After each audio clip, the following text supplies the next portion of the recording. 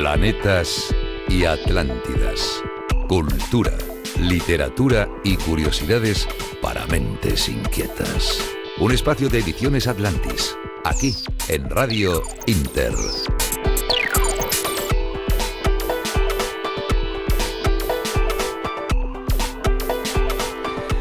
Buenas y lluviosas tardes. Nuevo programa de Planetas y Atlántidas. Hoy tendremos de nuevo con nosotros a Teresa Abedul, coordinando la sección Ratones de Biblioteca, para hablarnos del Antiguo Egipto junto al escritor Juan Luis Jiménez. Porque ¿sabéis que los empleados de las pirámides cobraban un saco de 65 kilos de cereal, una ración diaria de cebollas, ajos y rábanos como salario por sus trabajos? Siempre se ha pensado que las pirámides se construyeron con esclavos, pero hoy veremos si es así o no. Buenas tardes, Teresa. Buenas tardes, Juan Luis Jiménez. Buenas tardes, Jota. Buenas tardes, Jota.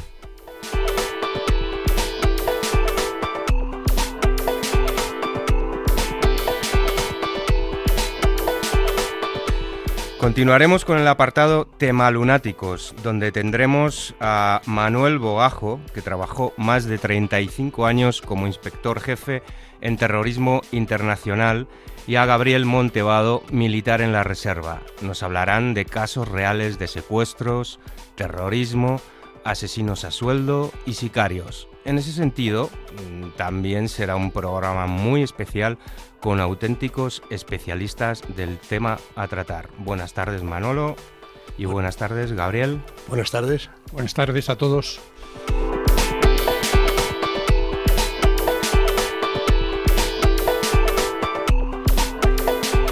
Y para finalizar, en la sección Cazadores de Duendes, contaremos con la presencia del periodista y escritor Antonio Casares.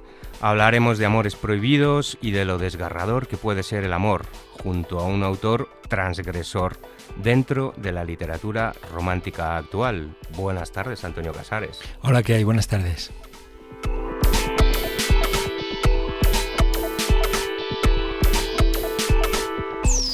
Y comenzamos con Ratones de Biblioteca.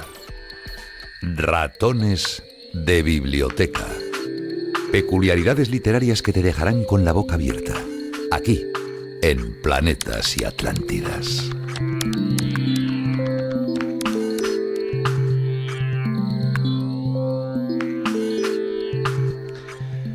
Bueno, tenemos con nosotros a Teresa Abedul, autora del libro Bodoco, El hilo de la vida, y a Juan Luis Jiménez, autor de El don de Sofía, que ya estuvo con nosotros también la semana pasada. Hoy conversaremos sobre Egipto y su lado más desconocido.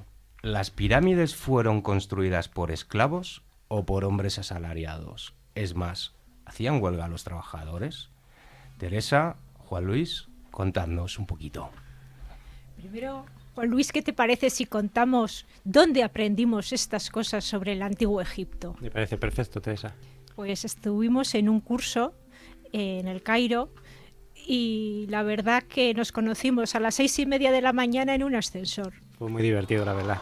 Tú me preguntaste, ¿qué ves desde tu ventana? Yo te dije que voy a ver el río Nilo, los barcos, la piscina del hotel, y a las 6:30 de la mañana le dije, ¿y tú qué ves? Y yo te contesté como para no olvidarlo, que a mí me habías dado los buenos días una jirafa, ¿te acuerdas? Sí, yo no daba crédito. ¿Y qué hacía una jirafa allí? Pues es que resulta que mi habitación daba justo a un zoo enfrente. Claro. Entonces desde ahí veía todos los animales. Y es que el Cairo es una ciudad de muchos contrastes y lo puedes comprobar solamente con eso. ¿Y te acuerdas cuando estábamos viendo las pirámides de Egipto, o las de Giza, perdón, y sonaron las 30.000 mezquitas del Cairo a la oración, aquel sonido? Impresionante. Fue maravilloso, Sí. ¿verdad? Entonces vamos a contarles, ya que les hemos puesto en antecedentes y la jirafa a las 6:30 de la mañana y aún no habíamos desayunado. ¿Alguno ha calcado alguna vez un mapa o un dibujo en el colegio? Yo el primero, de niño, vamos. ¿Y te has sentido mal? No, claro que no. No, pues haces muy bien, porque ¿quiénes fueron los primeros calcadores de la historia? Los egipcios. ¿Y eso? Bueno, yo creo que cuando uno es pequeño y descubre el arte de calcar, ve los cielos abiertos, pero efectivamente ya desde el antiguo Egipto ya había batiónicos profesionales que se dedicaban a ello, con plantillas en los que calcaban pues diferentes poses, ¿no?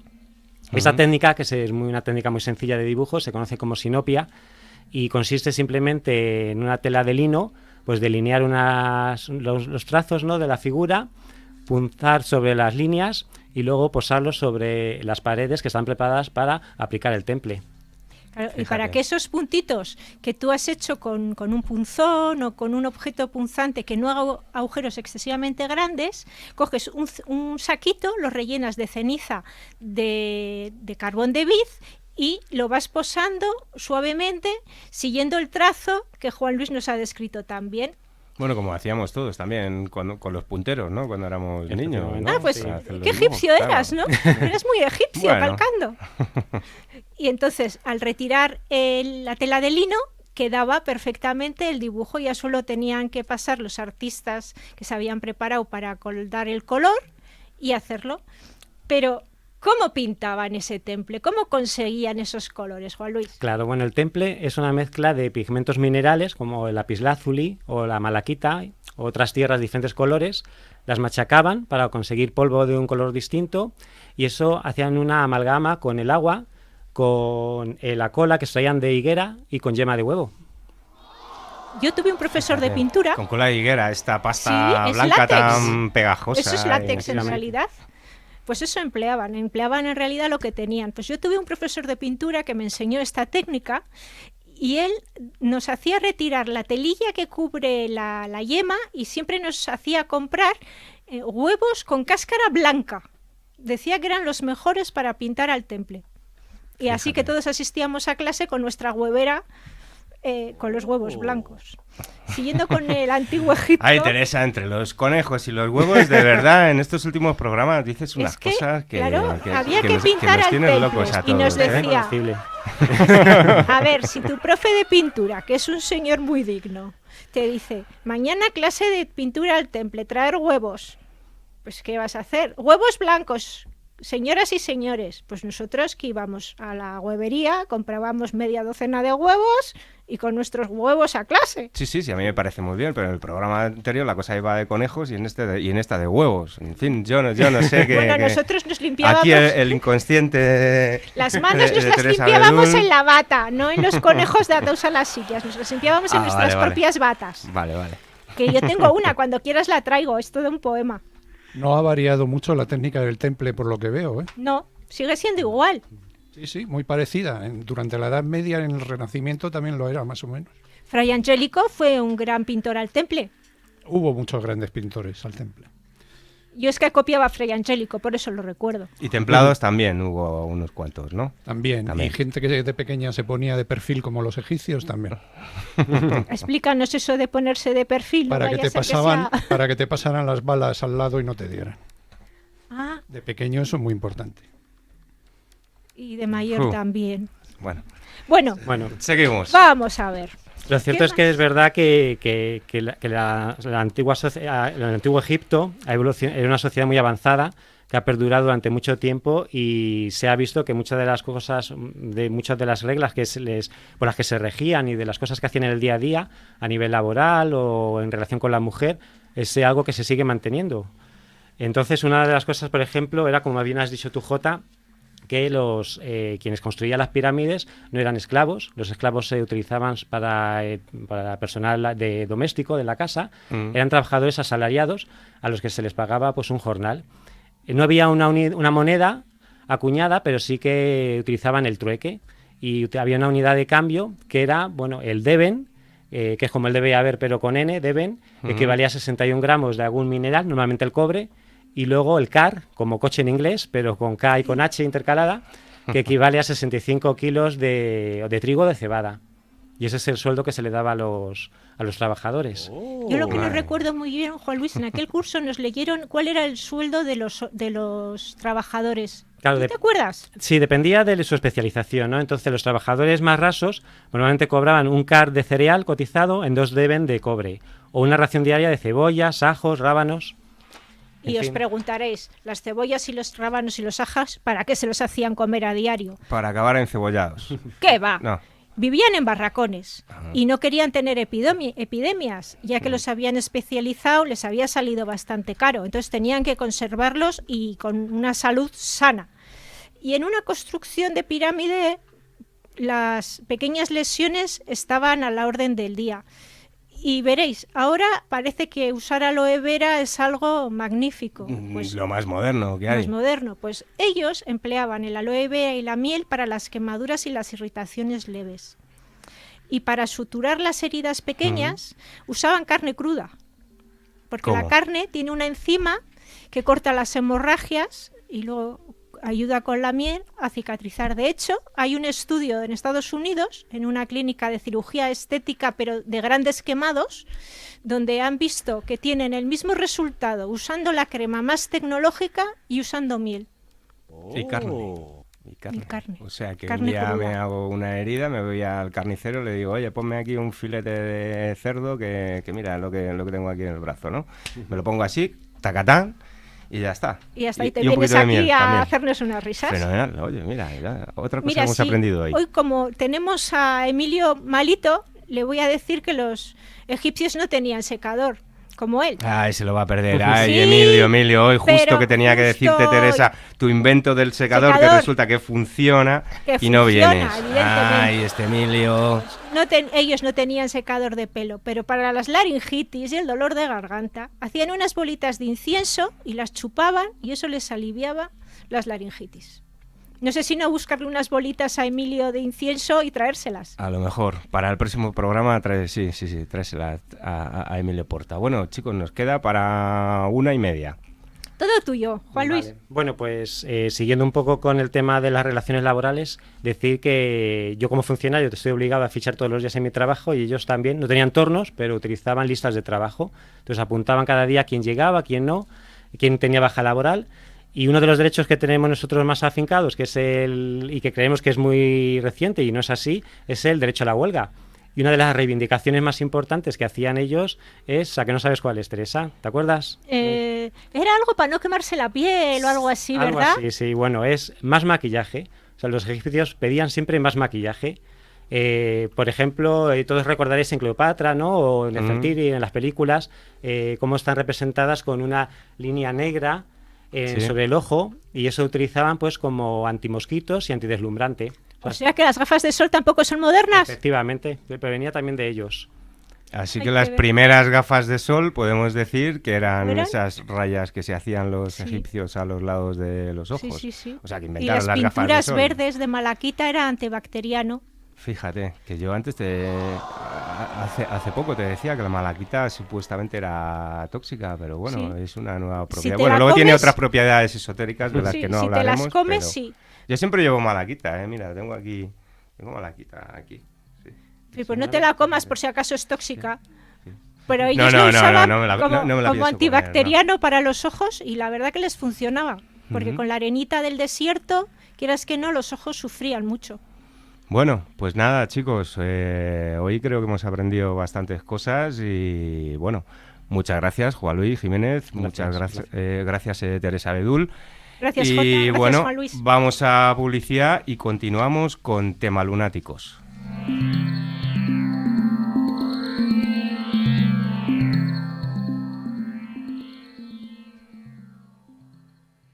El 22 de noviembre de 1963 murió asesinado el presidente John Fitzgerald Kennedy. El 24 de octubre de 2017 han sido desclasificados los penúltimos documentos reservados sobre el caso. Aún restan 200 documentos sin desclasificar. Sumérgete en el misterio del crimen sin resolver más importante del siglo XX. Los cazadores siempre son invisibles es la novela de Julio Holgado, que te acerca con habilidad a los entresijos del caso desde el entretenimiento y el suspense. Los cazadores siempre son invisibles maneja con rigor las más avanzadas investigaciones sobre el magnicidio de Kennedy y las intenciones últimas de sus protagonistas. Una novela sorprendente y eficaz. Los cazadores siempre son invisibles, de Julio Holgado, una novela publicada por Ediciones Atlantis, ya a la venta en Amazon y las principales librerías y cadenas comerciales. Espacio Mentema, 39.000 metros cuadrados de plena naturaleza en Boadilla del Monte, dedicados al deporte, ocio, cultura y vida. Dirigido a todas las edades, desde los más pequeños hasta los más mayores. En Mentema contamos con numerosas instalaciones que facilitan la práctica de deportes tales como hípica, fútbol, tenis, pádel, natación, patinaje, vóley, frontón, además de ofrecer espacios donde poder disfrutar de sus amplias praderas, piscina, restaurante y parque infantil. Infórmate en mentema.es o llamando al 916 33 14 46. Espacio Mentema, en Boadilla del Monte, Madrid. Conoce Activa Psicología, un centro de psicoterapia que trabaja día a día por mejorar la calidad de vida en niños y adultos. Profesionales con amplia experiencia, atención personalizada y un trato cálido y humano son nuestras señas de identidad para ayudarte en todos los problemas psicológicos. Llámanos al 91 446 47 48 y entra en activapsicología.com. Estamos muy cerca de ti. 91 446 47 48, Glorieta de Bilbao 1, Madrid. Activa Psicología. Psicólogos de confianza. Centro autorizado por la Comunidad de Madrid. 91 446 47 48, Glorieta de Bilbao 1, Madrid. activapsicología.com.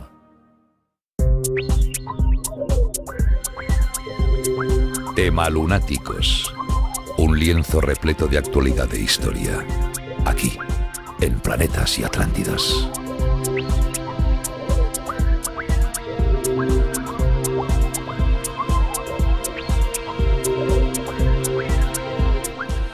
Bueno, continuamos en la sección Tema Lunáticos. Hoy hablaremos de secuestros por parte no de terroristas, sino de personas de a pie que se hacían pasar por miembros del grupo terrorista ETA. Esto es verídico, no es mera ficción. Todo ello relacionado con las unidades de inteligencia y seguridad. Tenemos con nosotros a Manuel Bogajo, autor de la obra Se hacía pasar por ETA, Manuel Bogajo y Gabriel Monte, autor de las novelas En la boca del león y Guardianes del falso Edén, nos hablarán de casos reales de secuestros, sicarios y supuestos terroristas. Sobre Manuel Bogajo, decir que ha estado destinado en el País Vasco y la Comisaría General de Información. Además, trabajó 35 años como inspector jefe en todo lo relacionado con terrorismo internacional. Y sobre Gabriel Montevado, es licenciado en Historia del Arte, militar en la Reserva con 25 años de experiencia en unidades de inteligencia y seguridad. Buenas tardes, Manuel Bogajo y Gabriel Monte. Buenas tardes. Buenas tardes, Manuel. Bien, esta pregunta es para Manolo. Me gustaría que nos contaras qué era el impuesto revolucionario en el País Vasco y qué papel juega en tu novela Se hacía pasar por ETA. Vamos a ver, el impuesto revolucionario, cuando se creó ETA, la forma de subsistir todos los miembros de ella era pedir el impuesto revolucionario a aquellas personas que tuvieran dinero. Sí. Adquirían una información por comandos o comandos especializados, llámese municipios o en las grandes ciudades, de personas que sabían que tenían dinero y que podían pagarlo. A estas personas... ¿Sí? A estas personas le exigían... No golpes el micro, Manolo, que si no... A estas personas se oye mucho por ahí. Vale. A estas personas le exigían una cantidad de dinero. A medida que pasaba el tiempo, esa cantidad de dinero se iba incrementando. Es decir, este año... Acércate. Este año le cobraban 2 millones, por ejemplo, y para el año siguiente se iba incrementando esa cantidad. ¿Dónde la tenían que entregar? Increíble. Pues la tenían que entregar en la forma más sofisticada para que la policía no se enterara en los sitios, unas veces pasando a Francia, otras veces en los sitios más verosímiles, en un determinado lugar donde la organización le marcaba lo que tenían que hacer. Y aparte de eso ya le entregaban el dinero, lo cogían y a eso se le denomina impuesto revolucionario. Había intermediarios también, ¿verdad, Manolo? Sí, intermediarios, pero los menos posibles, porque ETA en sí le marcaba las pautas a seguir. Es decir, sabían que tenía dinero el empresario o la persona que se dirigían a ello, y ya sabían que lo debería de pagar en el tiempo y en el lugar que ellos decían y con la máxima discreción. Si en todo caso se lo decían a los policías, a la policía, los chacurras, que ellos dentro del ámbito Erchale nos denominan chacurras, pues se atuvieran las consecuencias. Si no lo pagaban, hay varias hipótesis, si no lo pagas te vas del País Vasco y si no te matan. ETA no se andaba en aquellos años, no se andaba con chiquitas. Pagas o no pagas. Y después, si te retrasas en el pago, pues exigían por demora, te exigían otra cantidad que se elevaba cada vez más. Una de dos, o pagas o te marchas. Si no pagas, te matamos. Y en aquel entonces, cuando yo hago referencia a esta novela, Se hacía pasar por ETA, muchas personas veían la forma de obtenerlo fácilmente, el impuesto revolucionario, entre comillas, de esta persona, no de ETA en sí. Y dice, yo voy a hacer igual que ha hecho la organización, puesto que sin el mínimo esfuerzo consigo una cantidad de dinero. Y desde el punto de vista policial se veía bien que no era ETA en sí la que pedía el impuesto revolucionario, sino que era, hombre, a través de las cartas, el anagrama, que no era el de ETA en sí. Claro, eso era quería preguntarte, ¿cómo descubríais ese tipo de cosas? Que sí, se refleja analizando en la detenidamente. Yo concretamente, en esta novela que hemos Se hacía pasar por ETA, no lo pongo en sí, pero en otro caso que me ha sucedido, era entre hermanos. Es curioso, porque esto es una criada, pero esto entre hermanos. ¿Y entre hermanos qué pasaba? Pues que claro, yo tengo dinero y mi hermano lo tengo empleado allí en la misma empresa, ¿no? El hermano sabía que el empresario pagaba dinero a ETA. Entonces él le exigía una cierta cantidad al hermano haciéndose pasar por ETA, este hermano. Yo es un caso curioso que no lo saco en esta novela porque podía escribir varios hechos que me sucedieron en el País Vasco referente a ETA.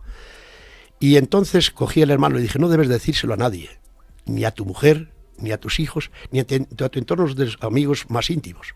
Lo tienes que llevar tú solo en secreto y me lo vas a contar a mí. Entonces me dice, bueno, me han dicho que tengo que llevar 12 millones de pesetas a tal sitio, a una fuente, me dijo el lugar y todo.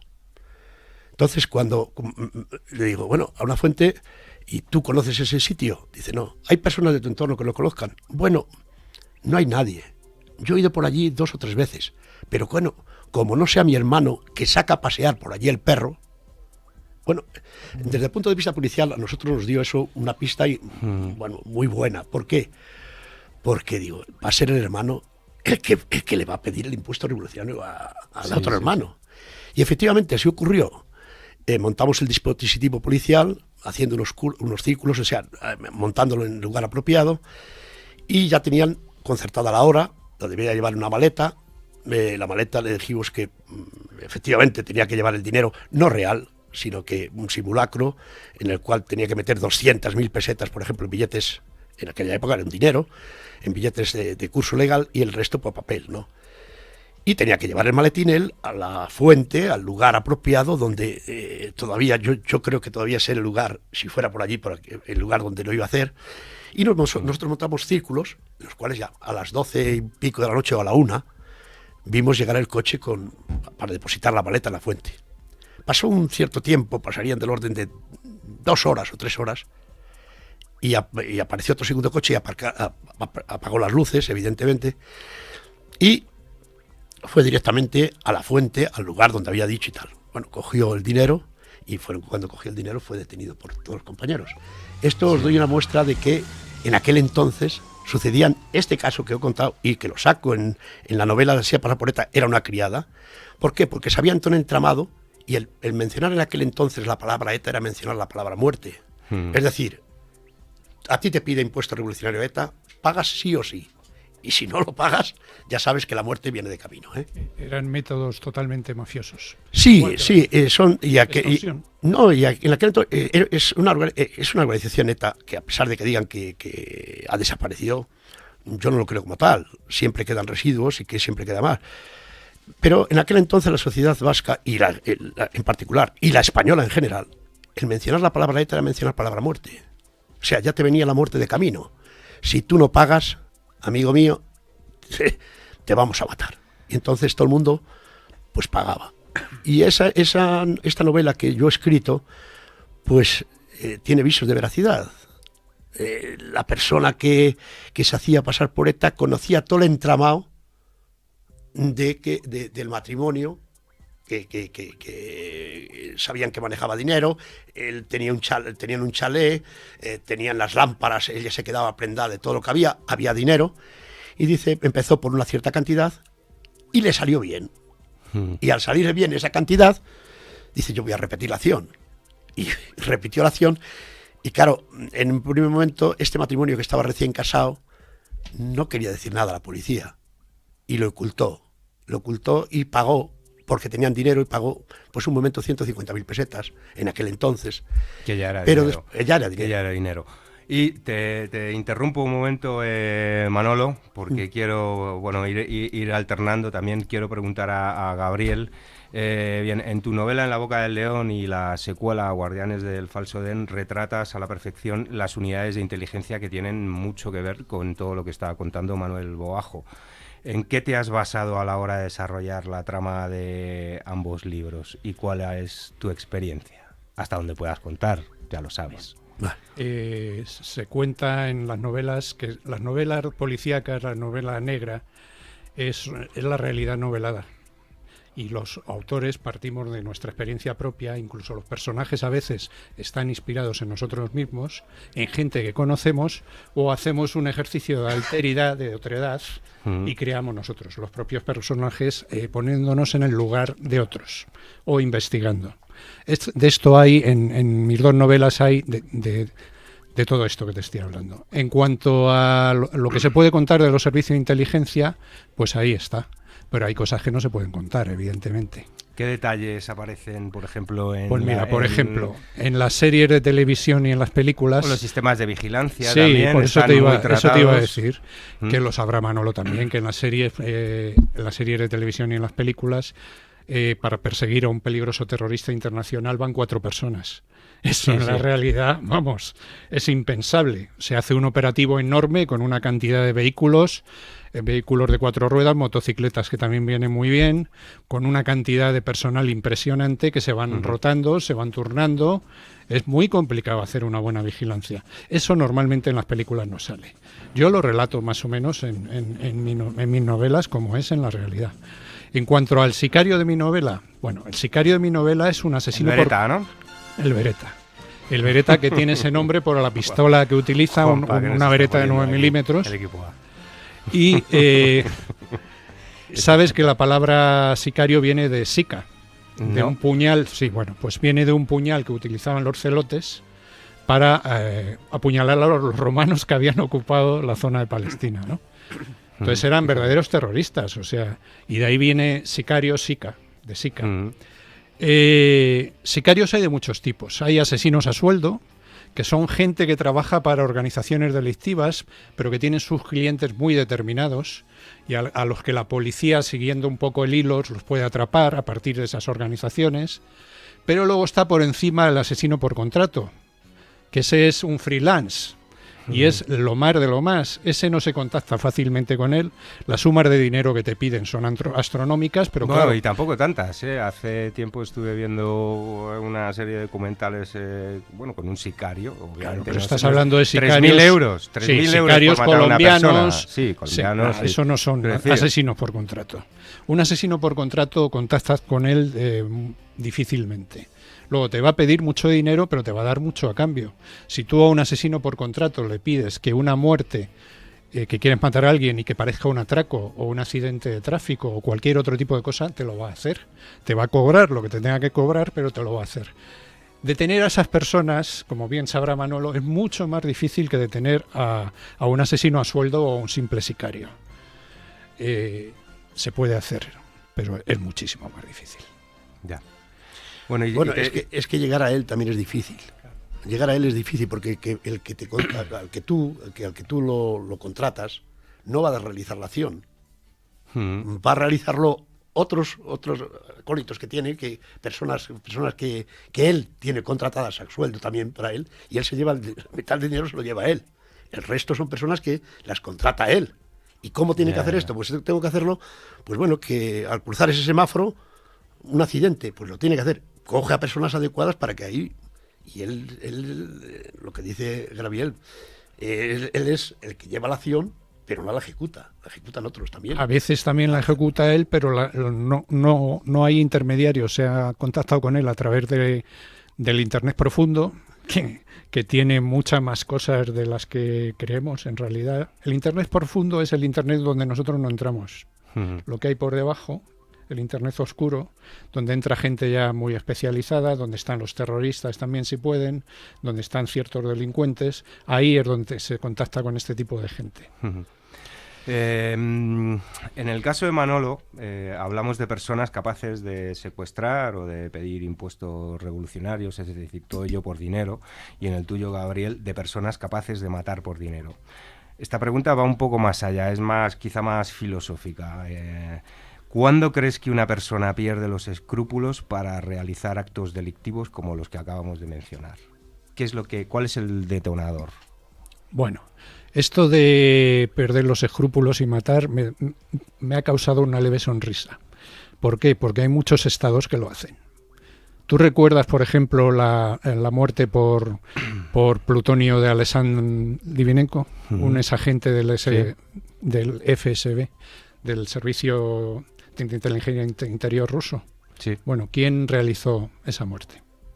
El SVR, que es el Servicio de Inteligencia Exterior, a cargo de Rusia y a cargo de Putin. Esto se sigue haciendo, eso lo hacen los estados. ¿A ti te suena, por ejemplo, los equipos Kidon del Mossad? Sí. Bueno, pues los equipos Kidon del Mossad son unos equipos especiales que están en el Departamento de Operaciones Especiales del Mossad, el Mesada, que se dedican a eliminar a gente, a secuestrar a gente, a los asuntos húmedos, que le llaman. Húmedos porque está la sangre de por medio. O sea, tú has oído de que la CIA ha asesinado y ha intentado asesinar a más gente, ¿no? ¿Alguna vez? Algunos, Lumumba, Patricio Lumumba, ¿te suena? Y alguno más. Y los intentos de asesinar a Fidel Castro. O sea, ¿de qué estamos hablando? Si hasta los propios estados no lo van a reconocer nunca, evidentemente, pero realizan este tipo de actos. Supuestamente, imagínate. ¿no? Supuestamente. No, supuestamente no. O sea, todo esto que te he estado contando está demostrado. Hace no mucho tiempo detuvieron a un equipo del Kidon que intentaba matar a un alto dirigente de Hamas en Jordania. Le echaron un spray en un oído, que era un veneno en realidad, y entonces Hussein de Jordania contactó directamente con el primer ministro judío y le dijo: si no traes el antídoto, si no mandas al jefe del Mossad con el antídoto inmediatamente, vamos a tener un problema.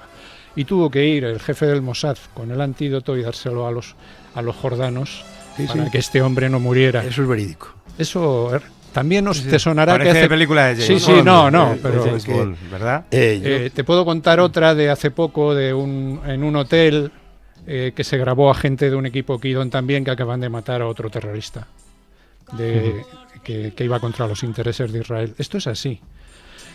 ¿Todos los servicios de inteligencia lo hacen? No todos. Pero hay algunos que sí lo hacen. ¿Qué hacía, por ejemplo, el KGB? Por cierto, no es la KGB, es el KGB porque es Comité para la Seguridad del Estado, es la traducción, luego es masculino.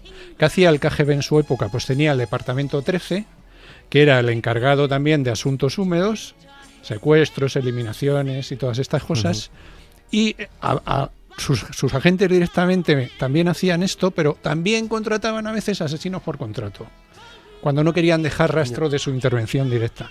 Esto ha ocurrido desde hace muchos años y sigue ocurriendo. Por eso, cuando me has dicho lo de los escrúpulos, pues claro, tengo que sonreír un poco. Cuando los elementos del propio Estado hacen este tipo de cosas, pues imagínate, a menos nivel lo que puede ocurrir. Ya. Bueno, a ver si no desaparece misteriosamente este programa, como ya desapareció. Tú ya sabes que una presentación de un libro tuyo. No creo. Otra pregunta para Manolo. Siguiendo con el tema de ETA, ¿ha desaparecido totalmente o crees que todavía queda algún resquicio? Vamos a ver, el decir que ETA desaparece totalmente, eso es ridículo, por lo menos en mi pensamiento. Ellos han vivido muchos años a costa de obtener dinero, bajo el impuesto revolucionario, evidentemente, y siempre quedan residuos. O sea, una organización nunca se deshace de la noche a la mañana. Y el decir que ETA desaparece y dice, ya la tenemos vencida, eso no es así. ETA seguirá existiendo, aunque no cometa actos terroristas, pero seguirá existiendo muchos años hasta que se le acabe el chollo. Toda organización está subvencionada por dinero. Y cogen dinero, han acatado dinero.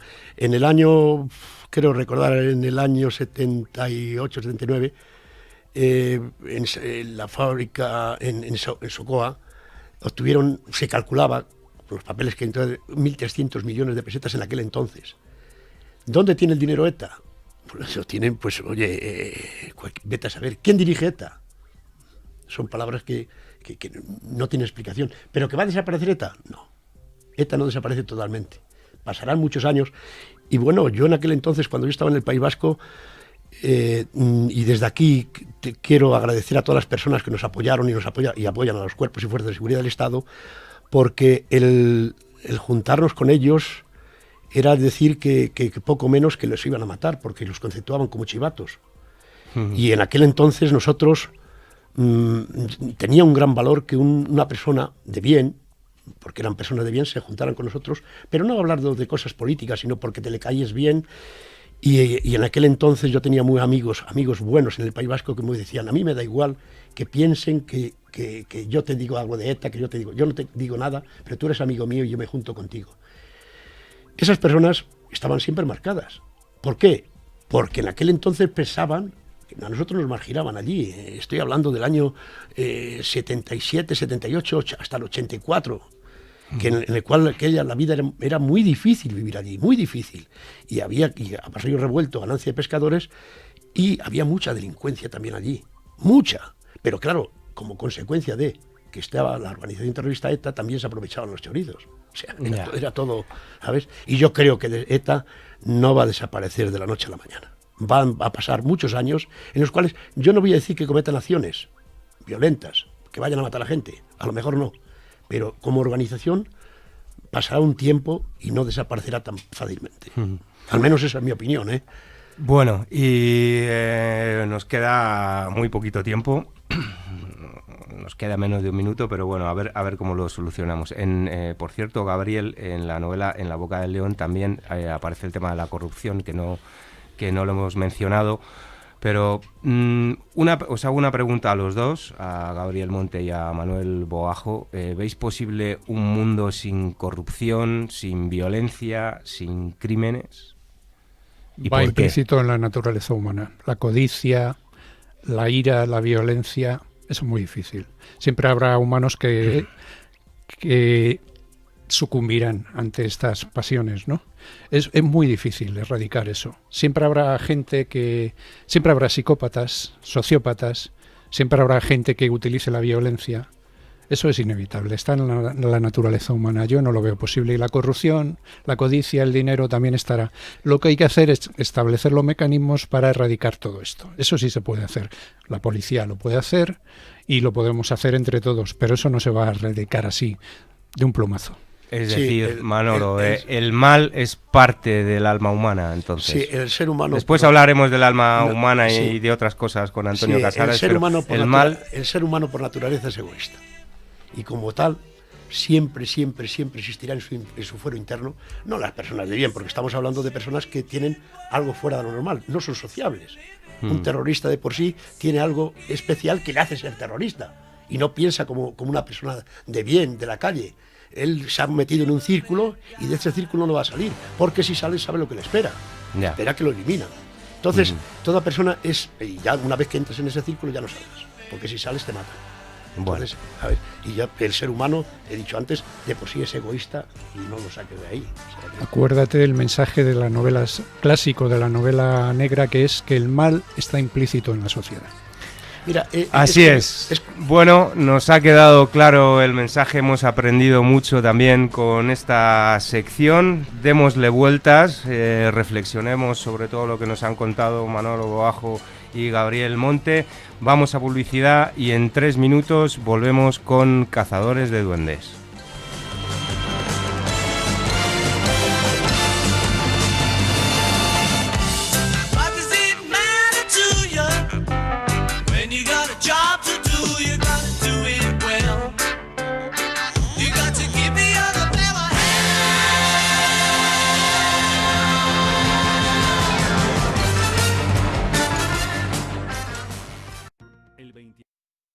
El 22 de noviembre de 1963 murió asesinado el presidente John Fitzgerald Kennedy. El 24 de octubre de 2017 han sido desclasificados los penúltimos documentos reservados sobre el caso. Aún restan 200 documentos sin desclasificar. Sumérgete en el misterio del crimen sin resolver más importante del siglo XX. Los cazadores siempre son invisibles es la novela de Julio Holgado, que te acerca con habilidad a los entresijos del caso desde el entretenimiento y el suspense. Los cazadores siempre son invisibles maneja con rigor las más avanzadas investigaciones sobre el magnicidio de Kennedy y las intenciones últimas de sus protagonistas. Una novela sorprendente y eficaz. Los cazadores siempre son invisibles, de Julio Holgado, una novela publicada por Ediciones Atlantis, ya a la venta en Amazon y las principales librerías y cadenas comerciales. Espacio Mentema, 39.000 metros cuadrados de plena naturaleza en Boadilla del Monte dedicados al deporte, ocio, cultura y vida. Ofrecemos campamentos de verano Mentema para que sus hijos estén activos y se diviertan en un entorno agradable y seguro en un ambiente totalmente natural en Semana Santa, Navidad y días sin colegio, con un amplio horario de 9:30 de la mañana a 5 de la tarde y servicio de guardería desde las 7:30 de la mañana hasta las 6:15 de la tarde. Infórmate en mentema.es o llamando al 916 33 14 46. Espacio Mentema, en Boadilla del Monte, Madrid. Conoce Activa Psicología, un centro de psicoterapia que trabaja día a día por mejorar la calidad de vida en niños y adultos. Profesionales con amplia experiencia, atención personalizada y un trato cálido y humano son nuestras señas de identidad para ayudarte en todos los problemas psicológicos. Llámanos al 91 446 47 48 y entra en activapsicología.com. Estamos muy cerca de ti. 91 446 47 48, Glorieta de Bilbao 1, Madrid. Activa Psicología. Psicólogos de confianza. Centro autorizado por la Comunidad de Madrid. 91 446 47 48, Glorieta de Bilbao 1, Madrid. activapsicología.com. Cazadores de duendes. Solo algunos libros esconden un duende dentro.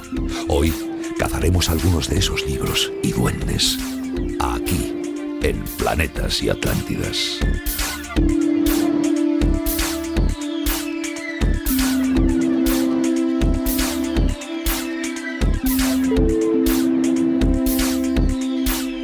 Bueno, cambiamos de tercio. Hablábamos antes, o cerrábamos hablando del lado más oscuro del alma humana. Vamos a ver otra faceta del alma humana, pero también muy compleja. Hoy tenemos un encuentro con Antonio Casares, autor de la novela Los últimos besos, publicada también en Ediciones Atlantis, que el pasado sábado estuvo de promoción en Barcelona, donde tuvo un éxito de ventas considerable. Bueno, en Barcelona, también en la Casa del Libro de Madrid. Quizá porque la novela apunta directamente al corazón, rezuma sensibilidad en cada frase y se nota que está escrita con mucho mimo. Los últimos besos es un texto intimista que habla de un amor prohibido y tiene una visión hiperrealista y sorprendente del querer, que invita al lector a cuestionarse que no todo es blanco o negro, sino que hay infinidad de matices. Un libro donde nadie tiene el dominio sobre el amor, pero el amor domina todas las cosas. Esto es así. Antonio Casares, buenas tardes. Hola, ¿qué hay? Buenas tardes, Jota. Pues sí, efectivamente, esto es así. Como tú bien dices, en cada página hay amor. Lógicamente, viniendo del anterior bloque, es complicado hablar del amor, pero yo entiendo que hasta el más malo. El más malo es una cosa que también pienso mucho, hasta el más malo tendrá hijos y querrá, o habrá alguno que tenga familia y... ¿Crees que un sicario que hablábamos antes es capaz de amar?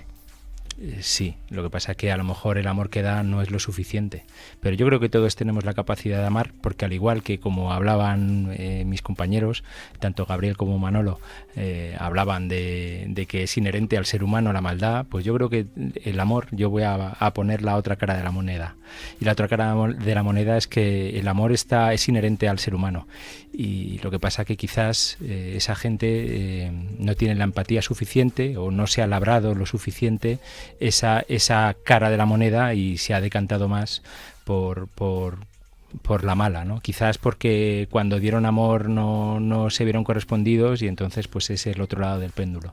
Pero yo sí que tengo fe en la gente y sí que creo en la empatía de los seres humanos y sí que creo que San Agustín decía ama y haz lo que quieras, y yo sí que abogo por esa frase.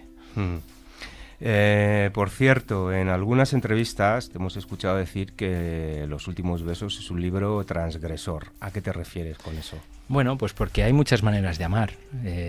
Igual que tú me decías al principio en la entradilla que hay, no todo es blanco o negro, pues es que es así, es que el amor no es como a lo mejor todos pensamos que es. Entre el blanco y el negro hay una infinita escala de grises. Y entonces, claro, este libro es un libro transgresor que habla de una manera de amar diferente, sobre todo porque cuando el amor te viene, cuando se introduce en ti, a veces es imparable, es como un tsunami, es una marea. Entonces tú no puedes elegir de quién te enamoras, no puedes elegir cómo amas, te llega y podrás luchar, pero no, al final te estás traicionando y no amas del todo. Entonces el amor de verdad puede ser transgresor. Sin duda. El amor de verdad, cuando se vive totalmente, es transgresor. Siempre habrá mentes que no lo puedan entender, mentes que... Lo cual yo entiendo, o sea, de verdad, yo no tengo la verdad absoluta, yo lo único que hago es, al igual que todos, igual que hemos estado hablando antes de Egipto, hemos estado hablando antes de terrorismo, pues yo me gusta plantear otra temática, y entonces siempre habrá gente que te critique cómo amas, porque quizás también es inherente al ser humano, ¿no? Pensamos la vida y no la sentimos.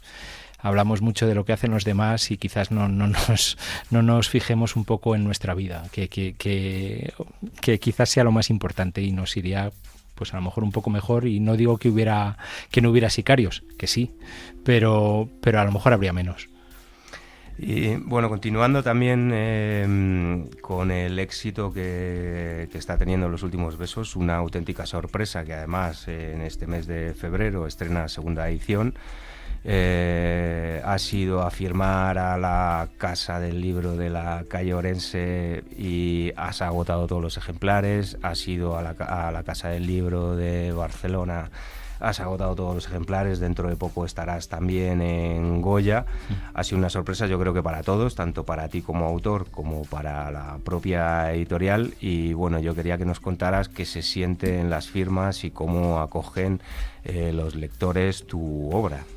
Pues mira, yo ante todo, antes de decirte lo que siento y cómo lo acogen, he de dar las gracias a todas las personas que se acercan. Hay una mesita con libros y tenemos ahí una trasera, un roll-up que llaman ahora, que es la portada del libro. Y entonces la gente viene, me pregunta y yo siempre les digo lo mismo. Les digo que es un libro que está desde el corazón, que está escrito desde el corazón, que tiene mucho sentimiento, y les doy un libro y les digo que abran por donde la vida les diga, y si les remueve o les resuena algo, pues que podemos hablar del libro o se lo pueden comprar y se lo dedico, y sucede eso. O sea, por eso... ¿Y quién es tu lector más habitual? ¿Qué es el género masculino, femenino? El género femenino, vamos, en un porcentaje altísimo. Yo he de reconocer que me rindo ante la manera de entender la vida que tienen ellas. O sea, no quiero decir que... O sea, que tienes enamoradas a tus lectoras. ¿Y tu mujer qué dice de todo esto? Que te vayas por ahí de firmas y que una señorita joven guapa se ponga a hablar contigo un buen rato y te piden tu teléfono también, además de los autógrafos. Ahora que no nos escucha tu mujer. Bueno, mira, ella ya me conoció con esta sensibilidad y ella también es consciente que mis mejores amigos son mujeres.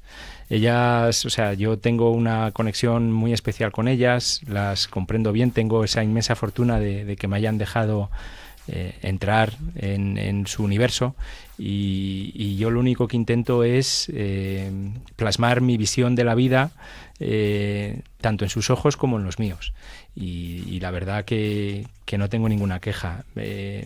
Siempre cuando voy a las firmas de la Casa del Libro, es de verdad, de corazón lo digo, es una inmensa fortuna poder hablar con ellas, dialogar. En un 90% de la gente que me compra el libro son mujeres y es algo que me parece precioso, me parece maravilloso porque, entre otras cosas, nosotros no haríamos nada sin ellas, ¿no? Sin las madres no haríamos nada. Y entonces, pues bueno, ¿qué te voy a decir? Pues es un libro femenino, es transgresor, sí, pero bueno, además hay dos protagonistas, básicamente hay más actores principales, pero la protagonista femenina la escribí con una luz muy grande, o sea, intenté darle la luz porque al final la vida es esto, o sea, hablando de la maldad, pues ya aquí tengo a gente que sabe más del tema, pero quien por regla general hace maldades en un alto porcentaje son más los hombres. Cuando la mujer sale mala quizás sea muy mala, ¿no? Pero habitualmente quien viola, quien hace daño de verdad y tal, torturadores, o sea, no digo que no haya, pero por regla general son hombres. Entonces, bueno, que yo tengo mucha suerte de que esta novela tenga tan buena acogida dentro del mundo femenino. Sí, además siendo una novela, claro, que es una novela que tiene un secreto que solo los autores podrán conocer, aquellos que quieran que compren Los últimos besos, un secreto del que no vamos a hablar, pero es un amor prohibido. Sí, claro, es un amor prohibido que tampoco voy a desvelar, que ya lo harán o se desvelará cuando compre la novela, pero no obstante, y además esto viene muy bien, o sea, ha venido hoy al caso, ya que hablamos de Egipto, no cuento nada que no haya sucedido desde que el mundo es mundo. Cleopatra es un ejemplo de este amor prohibido que digo, o sea, que por eso que no invento nada, no digo nada que de repente decimos. Bueno, Cleopatra llegó a matar a su hermano. Sí, bueno, ya, claro, ¿ves? Pues, aparte de otras cosas. Aparte de a donde iba yo, o sea, que hoy es el programa perfecto. Para retomar el poder, asesinó a su propio hermano, ¿no? Sí, claro, como decía Gabriel, pues es inherente al ser humano muchas veces el poder, ¿no? Las ganas de poder, la sed de poder. Pero mi libro no va ahí enfocado en ese tema. No, pero sí tiene mucho que ver con la sensibilidad que ya hemos tratado antes, que hemos estado hablando. Hay una frase que tú y yo sabemos, creer es crear, que bien me han corregido por aquí.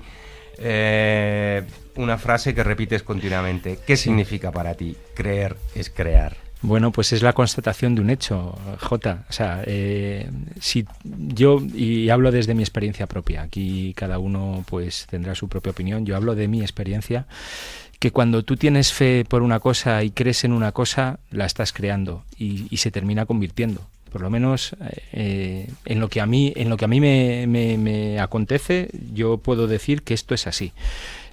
Si no fuera así, no estaría ahora mismo aquí contigo. Ni con mis compañeros. La Ediciones Atlantis no me habría publicado esta novela y no hubiera podido tener este éxito de ventas que estoy teniendo.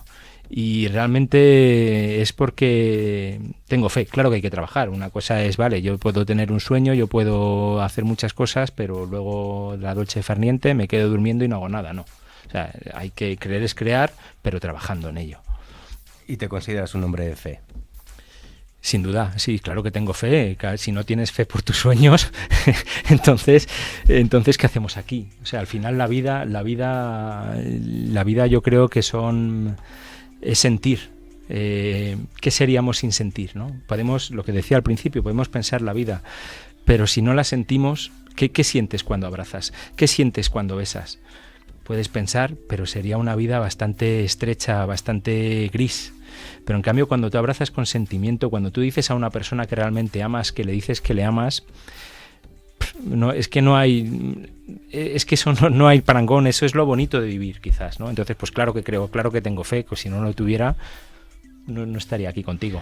Desde luego esa sensibilidad de Antonio Casares se traslada en Los últimos besos, esa sensibilidad, esos amores prohibidos y amores imposibles.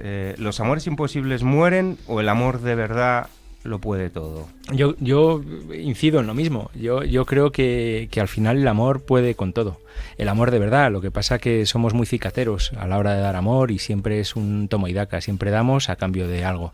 Tenemos miedo a que nos dañen. O sea, si yo de verdad que comprendo cómo es la condición humana.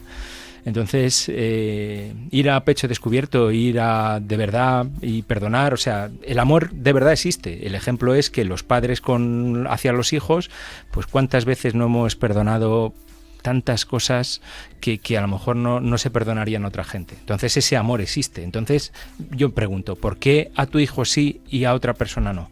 Entonces el amor, lo que pasa es que claro que es sacrificado y cuesta mucho, pero todos sabemos cuando hemos dado amor de verdad, que a la larga te compensa, independientemente de que el resultado de que la otra persona se haya ido o no, te haya acompañado o no, pero siempre el balance, siempre, por lo menos, insisto, todo esto es desde mi prisma, yo no tengo la verdad absoluta, yo hablo de mi verdad y de lo que yo veo, pero siempre es positivo. Bueno, pues aunque parezca increíble, se nos ha acabado el tiempo. El tiempo vuela, sea cual sea el tema. Esta sensibilidad que ha comunicado Antonio Casares, como digo, se plasma en Los últimos besos, un libro muy recomendable. Y nada más por nuestra parte, nos vemos la semana que viene. Y bueno, que no siga lloviendo como llueve en estos días. Hasta la próxima.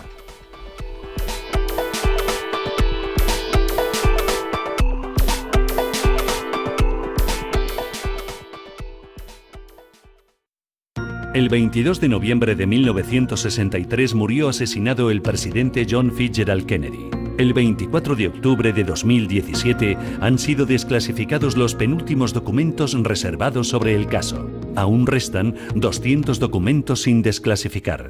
Sumérgete en el misterio del crimen sin resolver más importante del siglo XX. Los cazadores siempre son invisibles es la novela de Julio Holgado, que te acerca con habilidad a los entresijos del caso desde el entretenimiento y el suspense. Los cazadores siempre son invisibles maneja con rigor las más avanzadas investigaciones sobre el magnicidio de Kennedy y las intenciones últimas de sus protagonistas. Una novela sorprendente y eficaz. Los cazadores siempre son invisibles, de Julio Holgado, una novela publicada por Ediciones Atlantis, ya a la venta en Amazon y las principales librerías y cadenas comerciales. Espacio Mentema, 39.000 metros cuadrados de plena naturaleza en Boadilla del Monte dedicados al deporte, ocio, cultura y vida. Apúntate a nuestros campamentos de verano en junio, julio, agosto y septiembre y haz que tus hijos disfruten de la naturaleza en nuestros campamentos infantiles, multiaventura, inglés o específicos de hípica, fútbol, tenis y pádel con profesores titulados. Deportes, actividades, gincanas, Mentema Chef, piscinas, globos de agua, juegos. Haz que tus hijos disfruten de la naturaleza en nuestros campamentos de verano y días sin colegio, en Boadilla del Monte, en Madrid. Infórmate en mentema.es o llamando al 916 33 14 46. Espacio Mentema. Conoce Activa Psicología, un centro de psicoterapia que trabaja día a día por mejorar la calidad de vida en niños y adultos. Profesionales con amplia experiencia, atención personalizada y un trato cálido y humano son nuestras señas de identidad para ayudarte en todos los problemas psicológicos. Llámanos al 91 446 47 48 y entra en activapsicología.com. Estamos muy cerca de ti. 91 446 47 48, Glorieta de Bilbao 1, Madrid. Activa Psicología. Psicólogos de confianza. Centro autorizado por la Comunidad de Madrid. 91 446 47 48, Glorieta de Bilbao 1, Madrid. activapsicología.com.